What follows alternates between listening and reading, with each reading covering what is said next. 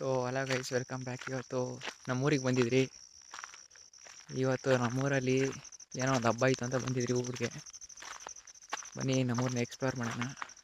So ನನ್ನ ತಮ್ಮ ಇವತ್ತು ಕಾಡು ತೋರಿಸ್ತೀನಿ ಅಂದ, ಅದಕ್ಕೆ ಅವ್ನು ಗಾಡಿ ರೆಡಿ ಮಾಡ್ಕೊಂಡು ನಿಂತವನೇ. ಹೋಗೋಣ ಗಾಡೀಲಿ ಸ್ವಲ್ಪ. ಸೊ ಹೋಗೋಣ ಕಾಡು ಕಡೆಗೆ. ಗಾಡಿ ಇಸ್ಕೊಂಡು ವ್ಯೂ ಮಾತ್ರ ಸಕ್ಕತ್ತಾಗೈತೆ.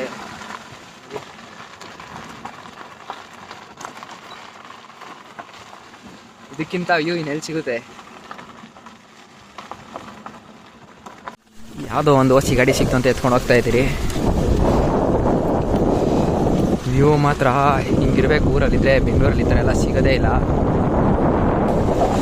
ಯಾವುದೋ ಒಂದು ಕಾಡು ತೋರಿಸಿಂದ ಕರ್ಕೊಂಡು ಹೋಗ್ತಾನೆ. ಅದು ಎಲ್ಲಿ ಕರ್ಕೊಂಡು ಹೋಗ್ತಾನೋ ಗೊತ್ತಿಲ್ಲ.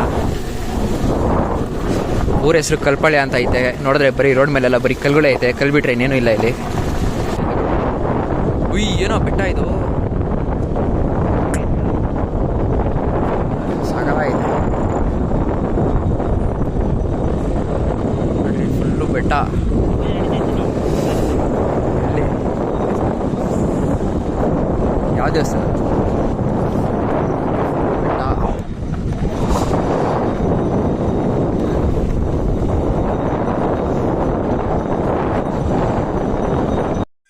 ಗಾಡಿ ಸೈಡ್ಗೆ ಹೋಗ್ರೆ ನೋಡಿ ವ್ಯೂ ಹೆಂಗೈತೆ.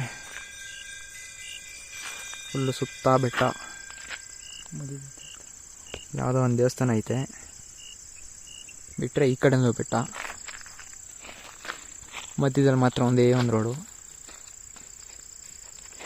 ಹೋಗ್ತಾ ಹೋಗ್ತಾ ಫುಲ್ಲು ಕತ್ಲಾಗ್ತಾ ಬಂತು.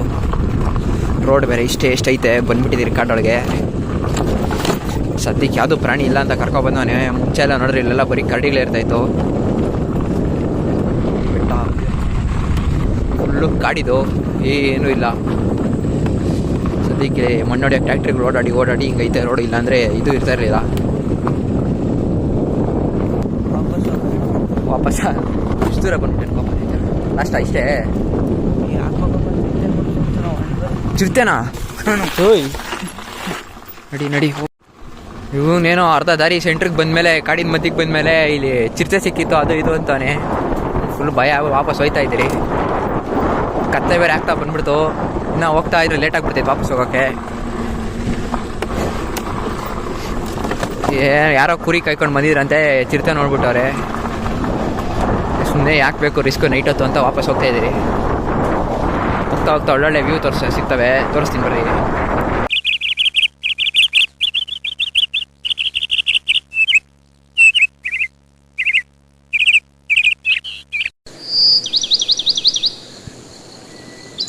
ವಿಡಿಯೋ ಮಾಡಿ ಓಡಿಸ್ತೀನಿ ಅಂತ ಇಸ್ಕೊಂಡೇನೋ ಓಡಿಸ್ತಾನೆ.